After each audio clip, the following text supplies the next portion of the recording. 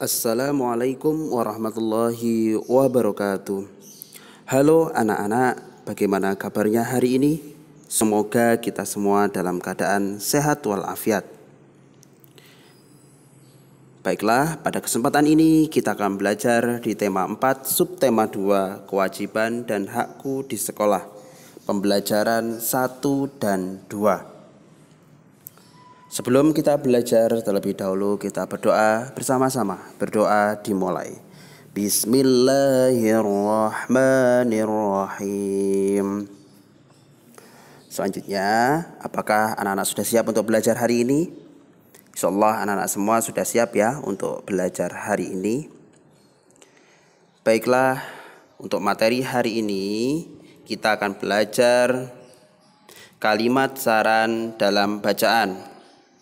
Yang kedua, perbandingan dua bilangan cacah. Yang ketiga, memahami hak dan kewajiban di sekolah. Kewajiban dan hakku di sekolah. Sekolah adalah tempat untuk kita belajar dan mendapatkan pengetahuan. Sekolah juga menjadi tempat membentuk dan mendidik anak dalam karakter dan akhlak mulia. Di sekolah, anak-anak akan diajarkan banyak pengetahuan, sikap saling menghargai, dan menghormati perbedaan yang ada. Di sekolah, anak-anak harus belajar tanggung jawab terhadap hak dan kewajibannya. Anak-anak harus melaksanakan kewajiban dan hak dengan penuh semangat dan seimbang. Pembelajaran pertama. Kalimat saran dalam bacaan. Bacalah teks, ku ingin menjadi anak pintar, berprestasi, dan berakhlak mulia yang ada di buku siswa dengan seksama.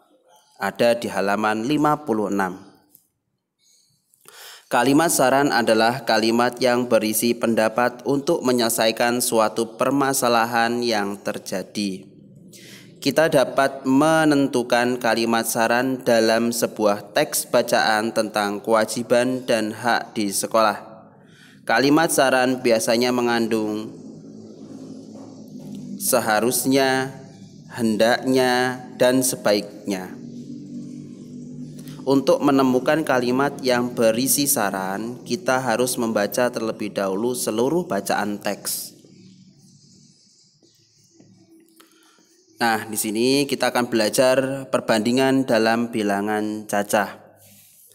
Alin dan teman-temannya bersama-sama membersihkan kelas. Setelah kelas bersih, Alin memeriksa peralatan kelas yang akan dibutuhkan dalam proses belajar. Ternyata persediaan kapur yang ada di kelas hanya tersisa 50 batang. Kemudian Alin membuat kemungkinan banyak kapur sebelum dipakai dan setelah terpakai sebagai berikut. Jadi anak-anak, Alin ini dan teman-temannya bersama-sama membersihkan kelas. Nah, setelah kelas bersih, Alin memeriksa peralatan kelas yang akan dibutuhkan. Dalam proses belajar ternyata kapur itu sisanya hanya 50 batang. Nah, Alin itu membuat kemungkinan kapur sebelum dipakai. Nah, sebagai berikut. Yang pertama, 200 dikurangi 150. Kemungkinan pertama ya, 200 dikurangi 150 berapa anak-anak? Nah, yaitu 50. Kemungkinan yang kedua, 150 dikurangi 100 sama dengan 50. Kemungkinan yang ketiga, 100 dikurangi 50 sama dengan 50. Nah, anak-anakku sekalian, itulah kemungkinan yang banyak kapur sebelum dipakai. Nah, hal ini dapat kita tentukan dengan mengambil nilai di atas hasil akhir. Misalnya, hasil akhirnya kan 50.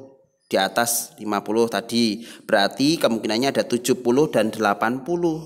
Contohnya 80 dikurangi 50 itu kan sama dengan 30.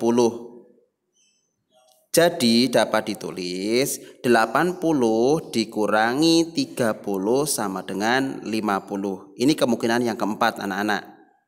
80 dikurangi 30 sama dengan 50. Kemungkinan yang kedua, ya 70 dikurangi 50 sama dengan 20. Jadi dapat ditulis kemungkinan yang kelima, yaitu 70 dikurangi 20 sama dengan 50.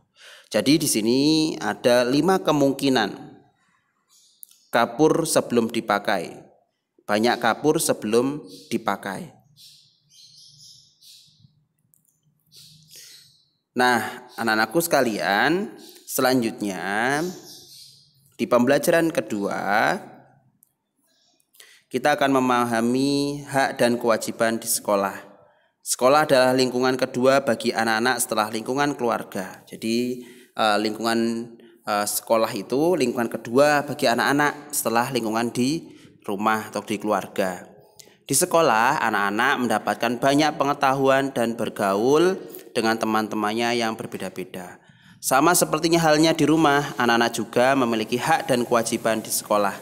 Salah satu contoh kewajiban siswa adalah menjaga sekolahnya agar indah dan rapih.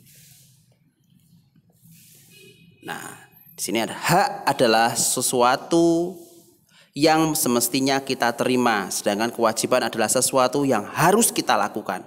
Nek kewajiban itu harus dilakukan, sesuatu yang harus dilakukan. Kalau haknya itu sesuatu yang semestinya kita terima, yang harus kita peroleh. Nah, hak anak di sekolah antaranya apa? Yang pertama, mendapatkan materi pelajaran. Kita sekolah untuk mendapatkan ilmu melalui berbagai mata pelajaran. Jadi, jika tidak ada guru yang datang, kita berhak bertanya ke ruang guru dan meminta guru pengganti jika memungkinkan. Yang kedua, menanyakan pelajaran yang tidak dimengerti.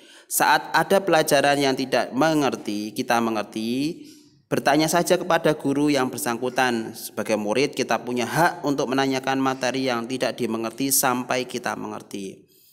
Yang ketiga, menggunakan fasilitas sekolah. Di sekolah biasanya ada fasilitas, salah satunya lapangan olahraga. Sebagai siswa, kita berhak menggunakan lapangan olahraga yang ada di sekolah ketika mata pelajaran olahraga dimulai. Kewajiban anak di sekolahnya antaranya menaati peraturan. Sekarang kewajibannya, 1, menaati peraturan. Nah, setiap sekolah pasti punya peraturan. Sebagai siswa kita harus mematuhi peraturan itu. Misalnya, datang tepat waktu, memakai seragam yang sesuai dengan peraturan, dan tidak membuat kegaduhan. Yang kedua, saling menghormati dengan orang di sekolah. Di sekolah itu ada guru, staf, dan teman-teman kita yang berbeda kelas. Kita harus saling menghormati satu sama lain, entah dengan guru, staf, dan teman-teman yang ada di kelas lain. Yang ketiga, yaitu menjaga fasilitas sekolah. Nah, kita memang punya hak untuk menggunakan fasilitas milik sekolah seperti lapangan olahraga. Oke, terima kasih anak-anak. Hanya ini yang bisa Pak Rauf sampaikan. Tetap semangat dan jaga kesehatan. Terima kasih. Assalamualaikum warahmatullahi wabarakatuh.